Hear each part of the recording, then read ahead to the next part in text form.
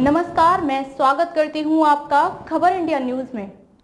आइए नजर डालते हैं आज की खास खबर पर। एक राष्ट्र एक चुनाव के समर्थन में उतरा साउथ का ये दल, कह दी ये बड़ी बात। देश में वन नेशन वन पोल पर बहस छिड़ी हुई है। इस मुद्दे के समर्थन में साउथ के एक दल ने कहा है कि अगर ये लागू नहीं किया गया तो भगवान भी तमिलनाडु को नहीं बचा सकते।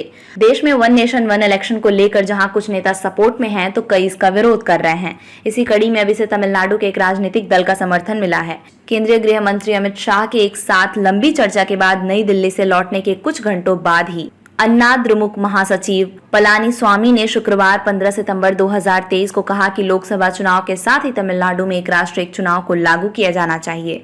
अगर ऐसा नहीं हुआ तो भगवान भी राज्य को नहीं बचा सकते। पलानी स्वामी ने पहले ही वन नेशन वन पोल विचार को अपना पूरा समर्थन दिया था। इच्छा जताई थी कि पूर्व राष्ट्रपति रामनाथ कोविंद की अध्यक्षता वाली समिति देश के विकास के पक्ष में मजबूत और त्वरित निर्णय ले। जनता डीएमके सरकार को हटाना चाहती है। पलानी स्वामी ने पूर्व मुख्यमंत्री सीएन अन्नादुरई की जयंती के अवसर पर तांबरम में आयोजित एक पब्लिक मीटिंग को संबोधित करते हुए कहा, हमें विश्वास है कि एक राष्ट्र एक चुनाव लोकसभा चुनाव के साथ लागू होगा।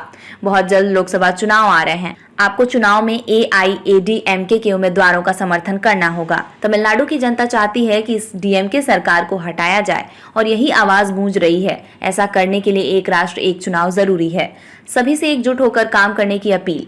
पलानी स्वामी ने आगे कहा, हमें तमिलनाडु में पुंडीचेरी में अन्ना द्रमुक और उसके गठबंधन दलों के सभी उम्मीदवारों को जिताना है ताकि अम्मा सरकार तमिलनाडु में वापस आ जाए। साथ ही केंद्र में एक अच्छी सरकार बननी चाहिए। इसे हासिल करने के लिए पार्टी पदाधिकारियों को एकजुट होकर काम करना चाहिए। झूठे मामले थोपने के बाद भी सत्ता में आएंगे। प्रदेश के मौजूदा सीएम एमके स्टालिन के इस आरोप का जिक्र करते हुए कि अन्ना द्रमुक शासन की कुछ उपलब्धि नहीं है, पलानी स्वामी ने शासन की उपलब्धियों का विवरण दिया। उन्होंने डीएमके के सत्ता में आने के बाद कानून व्यवस्था बिगड़ने की भी बात कही। उन्होंने कहा कि द्रमुक द्वारा अन्ना द्रमुक पदाधिकारियों के खिलाफ लगातार झूठे मामले थोपने के बावजूद पार्टी सत्ता में वापसी करेगी। खबरों में अब तक के लिए बस इतना ही। फिर होगी आपसे मुलाकात ऐसे ही एक खास खबर के साथ। तब तक के लिए नमस्कार और बने रहिए खबर इंडिया न्यूज के साथ।